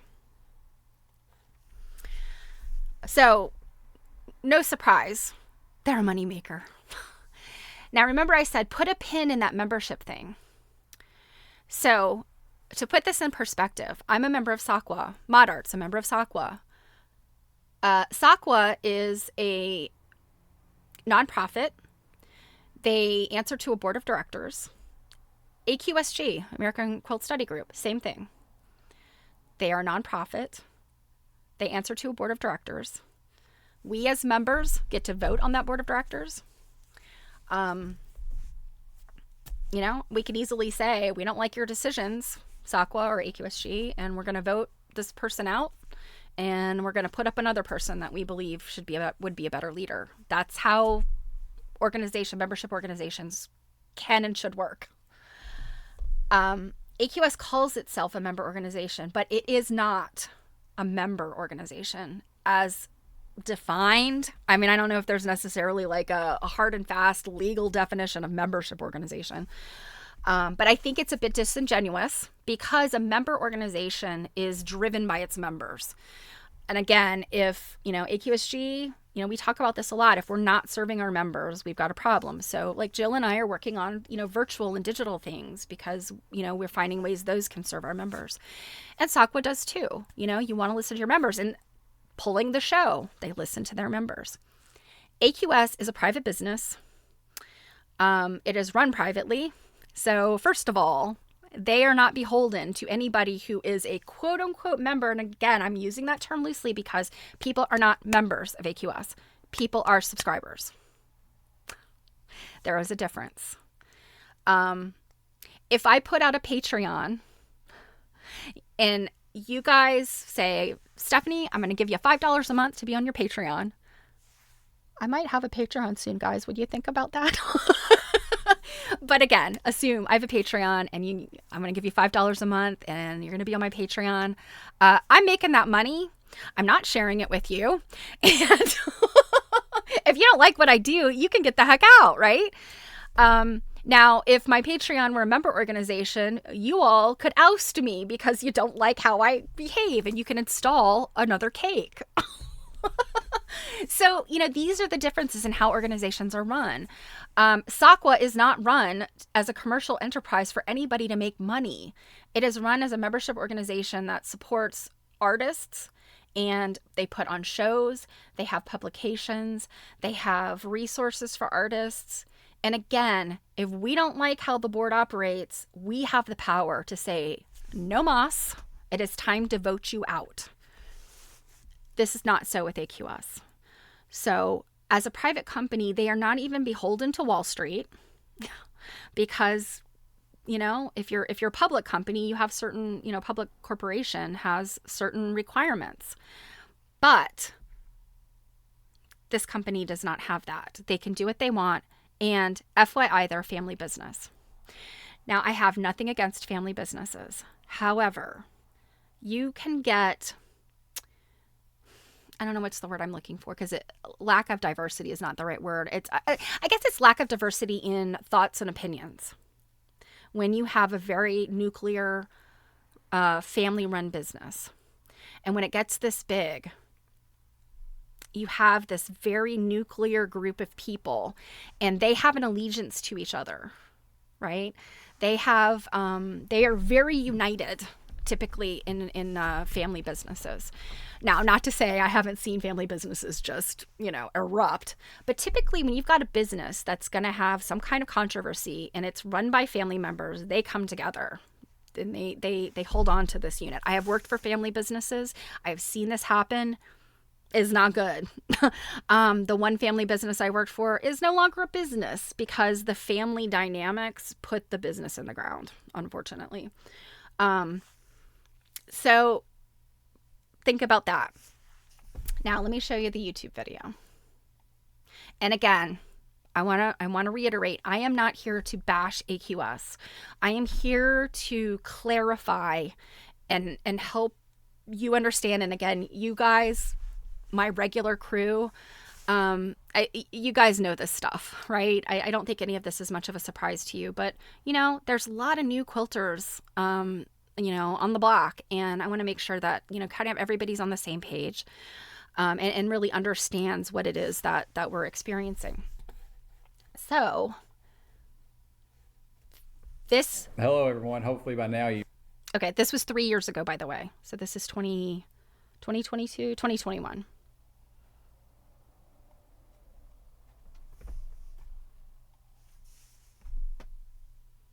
Hello, everyone. Hopefully by now you've seen the press release that myself, Bill Schrader, and my brother-in-law, My name is James Mitchell, have bought the American Quilter Society. I am the third generation of Schrader to take over the American Quilter Society, and I am so excited to start this new journey. James is going to give you a little bit of information about what we have coming down the pipeline. Absolutely, Bill. To start with, we're going to get back to shows next year. We're going to have 4 shows currently scheduled for next year. We'll be starting the year off in Daytona, Florida. And then we'll be going to Branson, Missouri, a brand new site. Really excited about it. Absolutely, it's going to be a great show. And then of course the spring show in April in Paducah, as always. And then in August we'll end the year up at Grand Rapids, Michigan. Also, we're working on revamping memberships. We have a lot of new perks for our members. And new partnerships with companies to give members discounts. That's going to be great. You'll be hearing about those in the next few months. And another thing we're really excited about is we're doing new iQuilt videos with a lot of great new content. iQuilt. That every quilter would want to have. Yeah. So we're really excited about the future at AQS. We just want to say thank you to all the people, the members who have supported us over the years, and we're ready for the future. And hopefully, we'll see you at a Quilt Week sometime soon. Yep. See you then. Okay. So again, I'm not here to bash AQS, but to give you a little bit of information about Robin. So, yeah. Okay, so first of all, my apologies to the family. I've been pronouncing their name wrong. I've been calling them Schrader. It's Schrader. They pronounce their name Schrader. So the Schraders, again, I mentioned, Bill and Meredith started AQS in the 80s. And I truly think that Meredith was looking at this as, people who make these beautiful quilts have, they put so much energy and so much skill and talent into making these quilts. They should be recognized as artists, and they should get prizes that are equivalent with, their skill and abilities. And I have no issues with that. The art world, everybody likes money, everybody likes being recognized, and everybody likes prizes. So there is nothing wrong with that vision. Now, again, marketing yourself as a membership organization, it's just in what those of us who do belong to actual membership organizations, that's really, that's problematic to me. And so I look at these two guys, and so Bill Schrader on that side, he is the grandson of Bill Sr. and Meredith. His parents have, I believe there's 3 children. So Bill and Meredith had three children, a daughter and 2 sons. One of their sons is Bill Jr., and his son is the Bill that you just saw. So he's Bill the third. He looks quite young. In 2017, Bill Sr.'s obituary did mention this Bill. And, when they do the thing where they have the spouse's name in there. So he, at that time, had a spouse in 2017. So, I can say pretty confidently that he was an adult in 2017. As a person with a baby face, the gentleman looks young. Now, James Mitchell is Bill Schrader's sister's husband. So, and again, I gathered this information from Bill Sr.'s obituary. So again, no, I'm not trying to trash these two men, but I do ask the question, and based on so much of what we've seen over 20 years of companies taking over and running stuff into the ground, that's usually Wall Street, and this is not a symptom of Wall Street, but I just really wonder where these two guys, what are their goals? I don't think that their goals are Mario Tim, I just saw your comment. You guys. So I suspect, and only because I have worked for so many companies and I've been privy to, what their mission is. I suspect that AQS's primary mission is to make money, bottom line.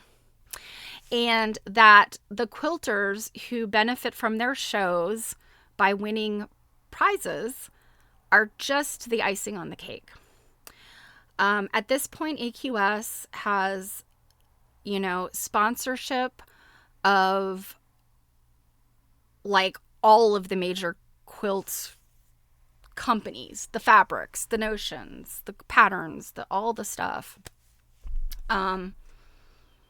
So I'm just putting a question mark here in that, contrasting what AQS seems to stand for with what, say, we at American Quilt Study Group stand for is very different. And now, again, I understand AQSG is small company, or a small organization. AQS, big company. We're very different. We're not the same animal. But the differences in the feelings it gives me are quite astounding. So Bud Art says Victoria Finlay Wolf moved her show from IQM to Paducah. It's there now, January through September. Going forward, we will see how this impacts their shows. Yeah. You know, again, they're big.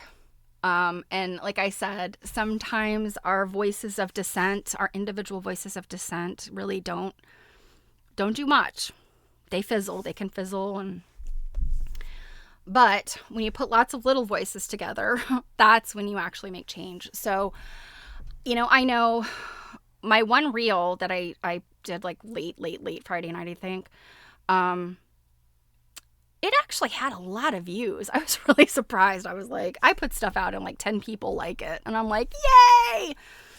My reel on Facebook, I think, had like 500 views, which made me feel pretty good. But lots of people posted, and said to me, thanks for letting me know about this. I'm gonna boycott too.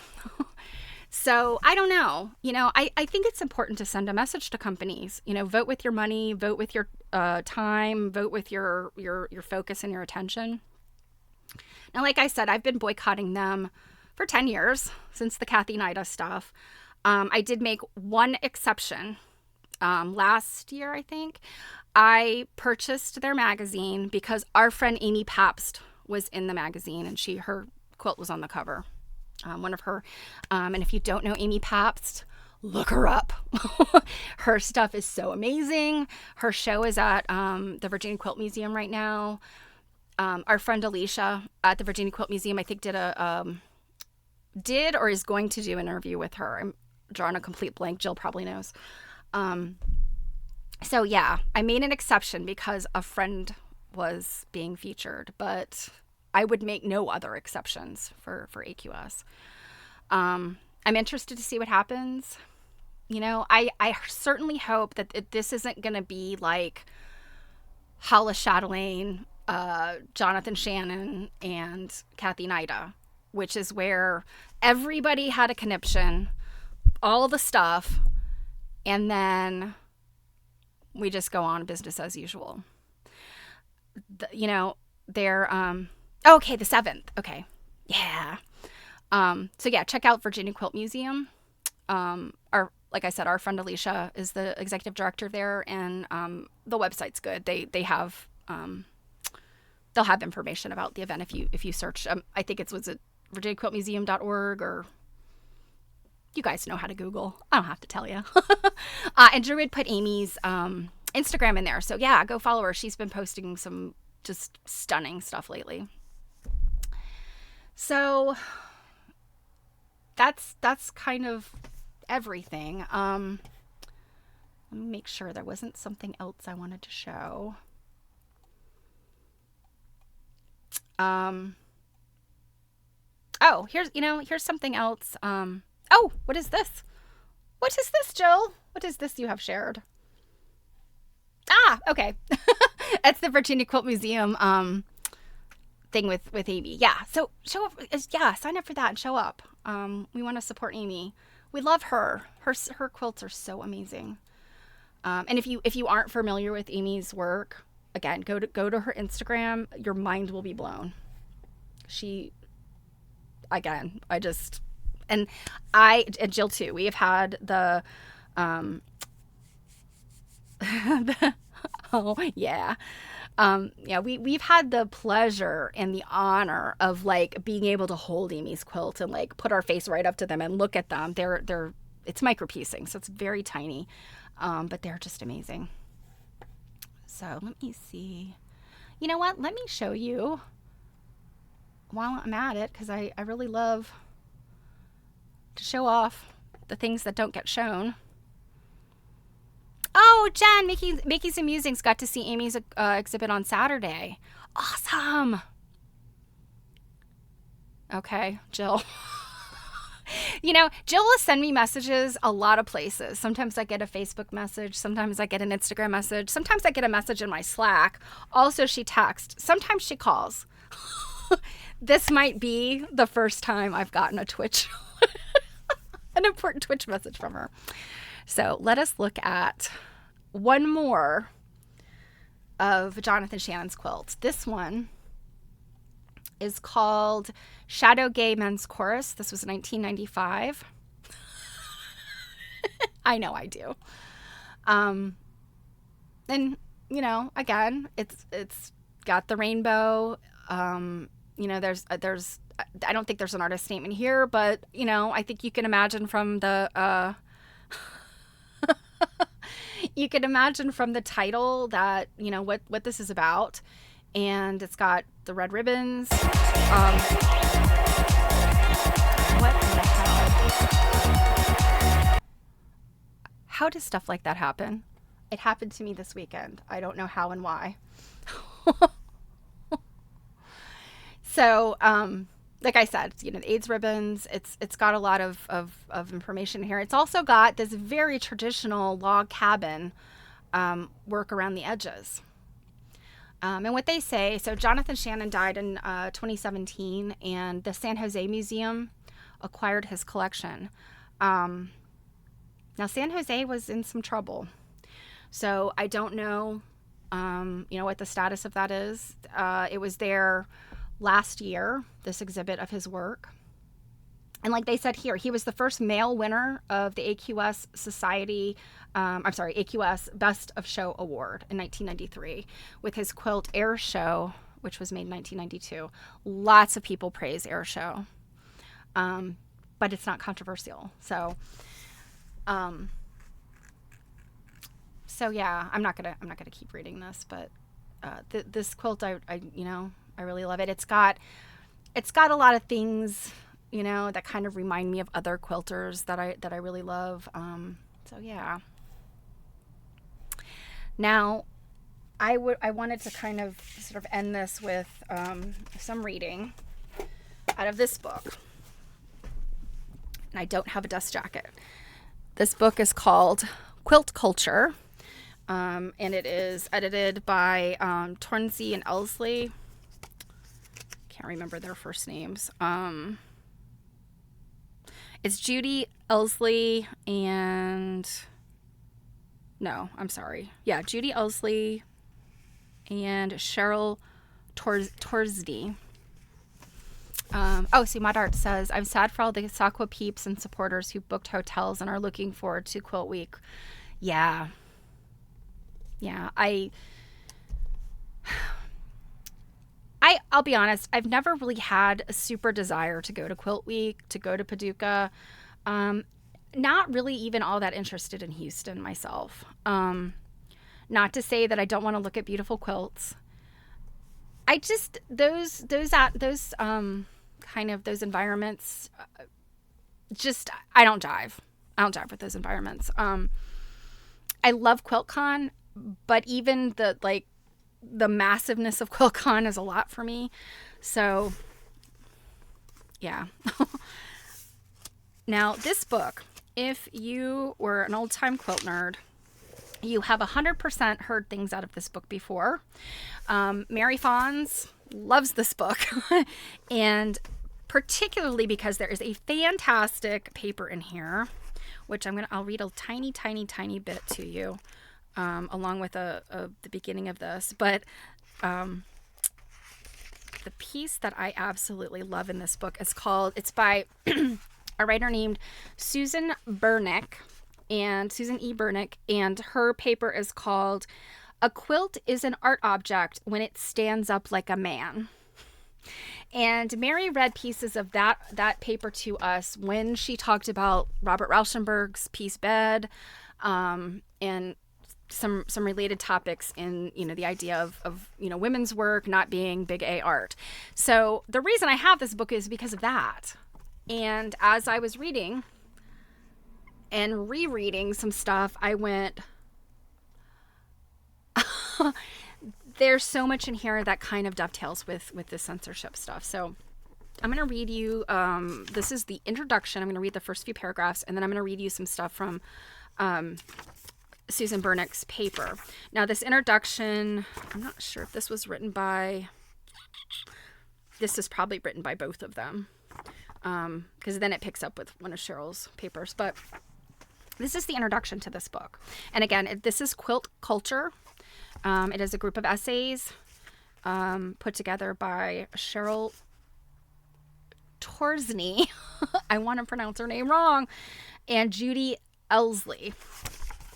All right, so the introduction starts with a quote.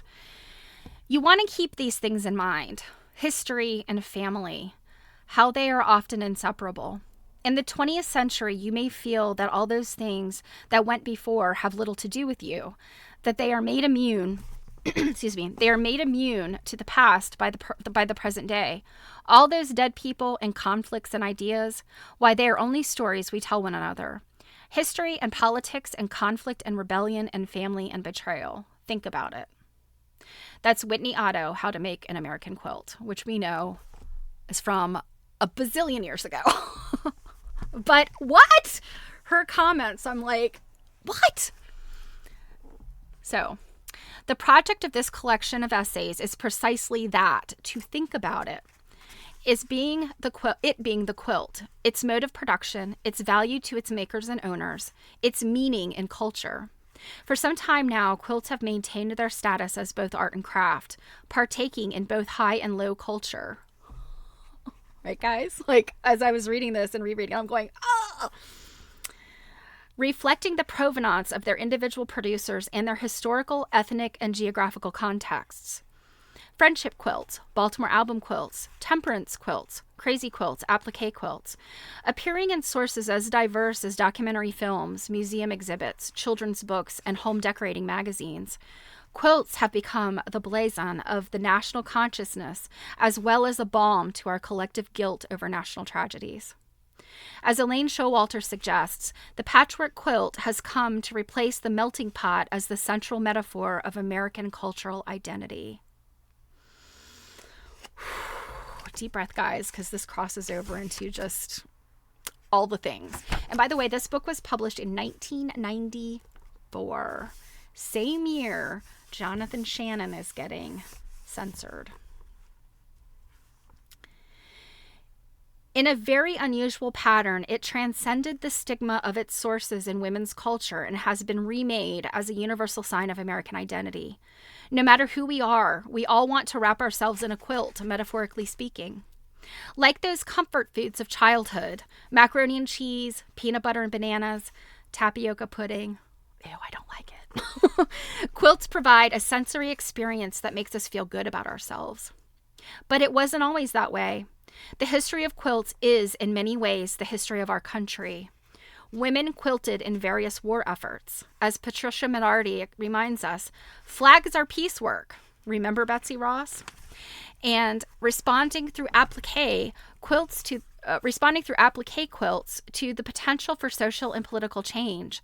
By 1894, Fanny Bergen characterized patchwork quilts as remnants of bygone times, made only in out-of-the-way corners of the country. The influential Oregon feminist Abigail Duniway would have cheered their total disappearance, as quilts were, according to her, primary symbols of women's unpaid subjection. But quilts in the 20th century have not become dead cultural artifacts of the past. Rather, as political as well as aesthetic statements, they have taken on lives as texts to be positioned, read, and restitched or reinscribed. These are words in 1994. Like, what? Okay, so let me read a couple of things from Susan Bernick. No, I gotta flip through here because a couple of these are not relevant to what we're talking about. Some of them are just relevant to hating men. I'm kidding.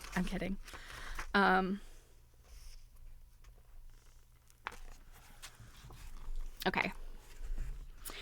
Ruth McDowell, a contemporary feminist artist who makes quilts for this, and again, this is Susan Bernick's paper, who makes quilts for the art market, complains that it is difficult for quilters like herself not to be bitter about the extent to which their work as artists is not considered as valuable as it might be had they chosen a different medium in which to work.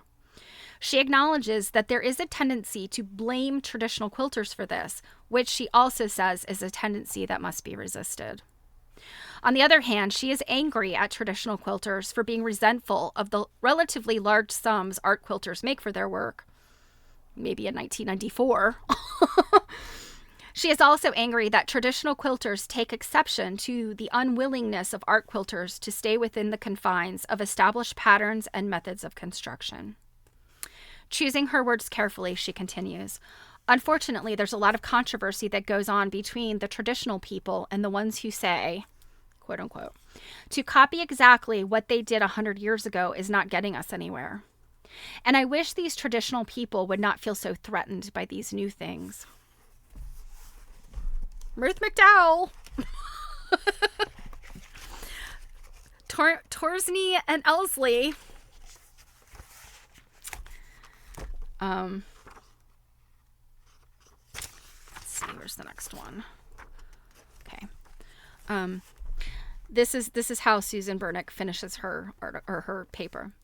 As long as contemporary traditional quilters are divided from feminists, whether artists, quilters, collectors, critics, or historians, the full story of quilts as an art form created and maintained by generations of women must wait to be told. That's pretty powerful stuff to me, you know. The quilt world is not on the same page. It has not been for a very long time. And, you know, one of my comments to this was, you know, in thinking about, so the stance I took, you know, knowing what AQS really is, and, you know, again, I'm not saying that in a bad way. I'm just saying their business. They're there exploiting capitalism as businesses do, and I wish them all the best. But I think where this gets really messy for me is the fact that there are traditional quilters who want to make pretty quilts for their beds, for their walls, for their children. They want the quilts infused with love to give to their loved ones.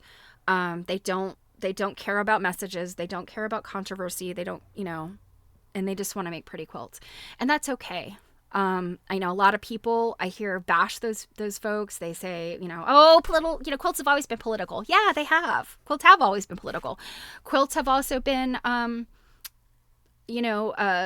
made and used out of desperation and necessity.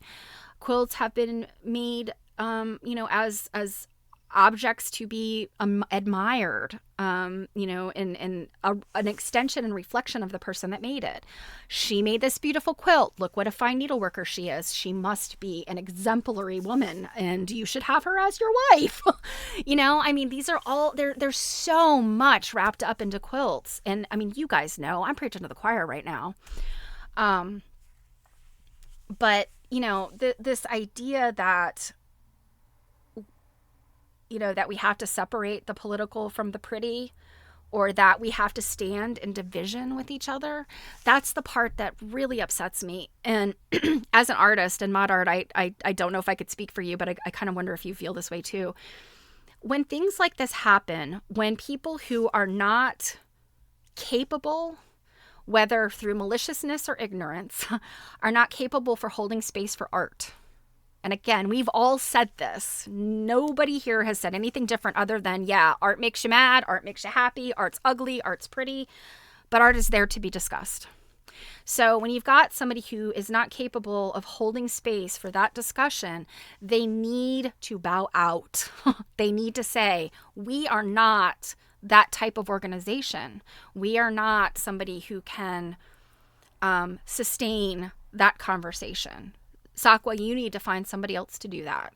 That is the mature thing that AQS should have done. AQS should have immediately seen Laura and Yvonne's pieces and gone, oh, we don't like that.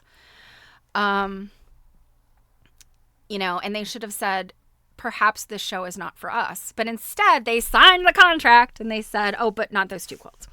So when people see things like that, people who are not in the quilt world, but, our family members, our friends, our spouses, they see things like that and they go, yeah,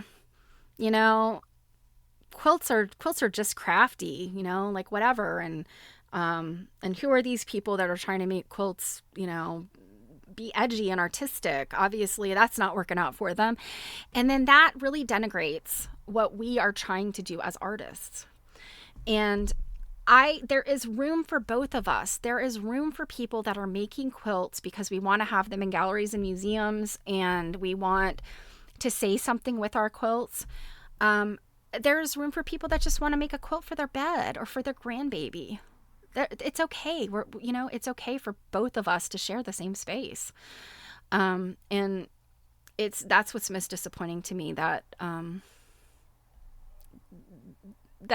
this kind of thing keeps happening, because it makes it makes it harder for those of us that are art quilters to make any sort of headway, and it's really hard. I gotta tell you, I have applied to a lot of shows, and you rarely get feedback.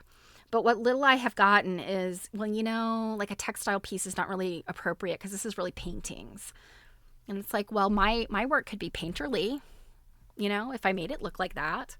But, so we have a hard enough time as female artists, as quilt artists, that we don't need this from what should be our sisters and a few brothers in stitch. We don't need that. We need everybody to, even if they don't like it, to be supportive.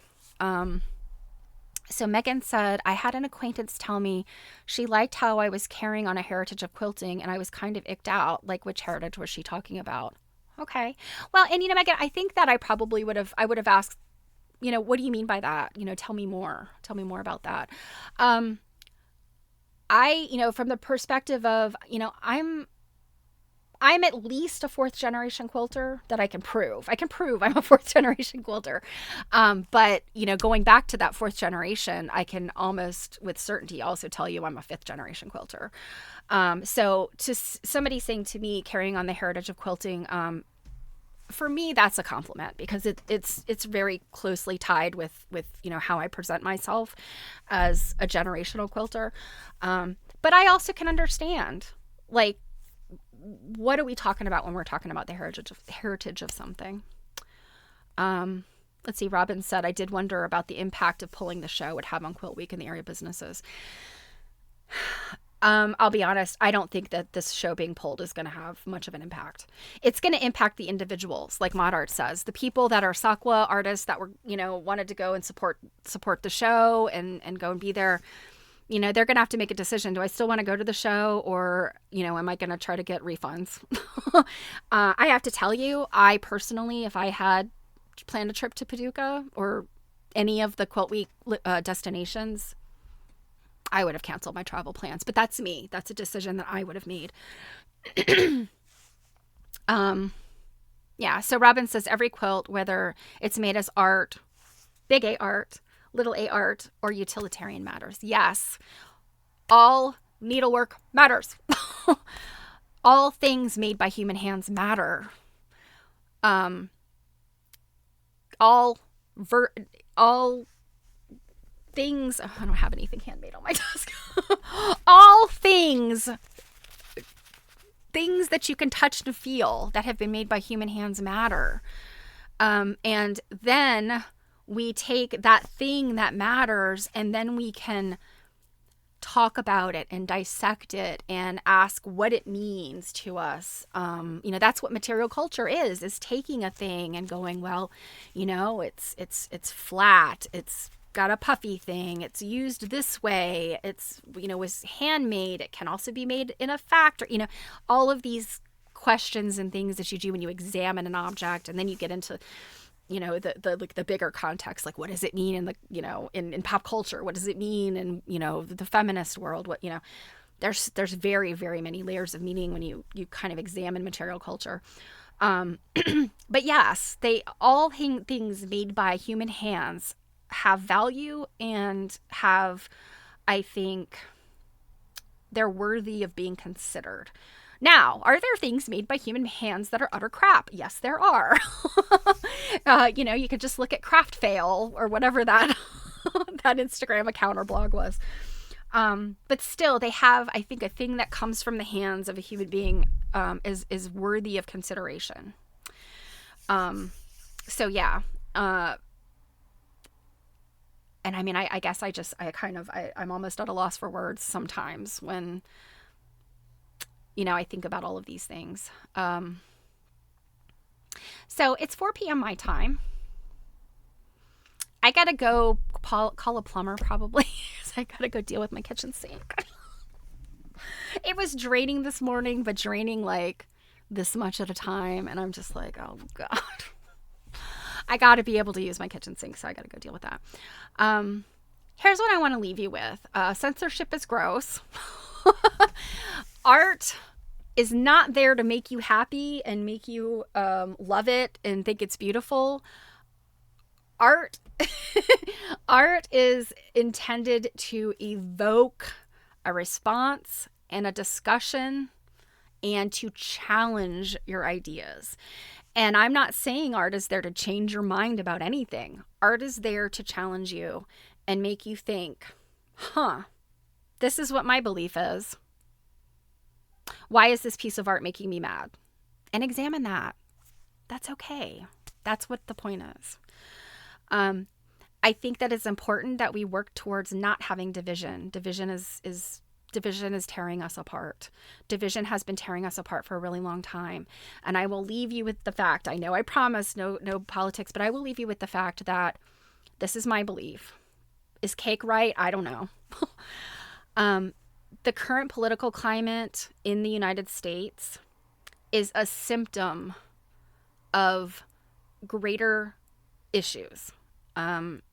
If you think about a person who maybe has trauma, PTSD, and they never work towards healing, and they keep stuffing down their emotions and not paying attention and not working on the ugly, gross parts, not being honest, 20, 30, 40, maybe 50 years down the road, that person with all that hurt and pain and trauma and self-hatred and all that is going to come up, and it is going to destroy that person, and it has the ability to destroy the people around them and in their life. And that is how I see our country right now. President Trump did not create this. President Trump and everything that is being created right now is a symptom. So whether you agree with me or not, I would love to hear what you think. But what is most important to me is that we all walk away from here practicing kindness. When people yell, if they yell at you, get quiet. Listen before you speak. And if you put yourself out in the world with kindness, there's enough kindness to go around. Kindness doesn't get depleted. Kindness is not hard. Maybe we can kind of slice into some of this division and start sticking things back together. So, yes, hope I will see you guys tomorrow night on Quilt Nerding. Jill and I, of course, have been reading a great book, so hopefully you'll join us. But if not, I'll see you on Thursday. And I'm sure I will probably have more on this Thursday. Who knows what's going to happen this week? I feel like things change by the second. So I hope everybody has a good week. I hope, like Robin says, stay safe, stay sane, stay warm. If you're in a cold place, I know that everybody's got wind and rain and whatnot. So, all right, guys, I love you. Thank you for being here. Mwah, mwah, mwah. I'll see you soon. Mwah. And yes, Jill, give me 5 seconds and I'm going to Zoom you.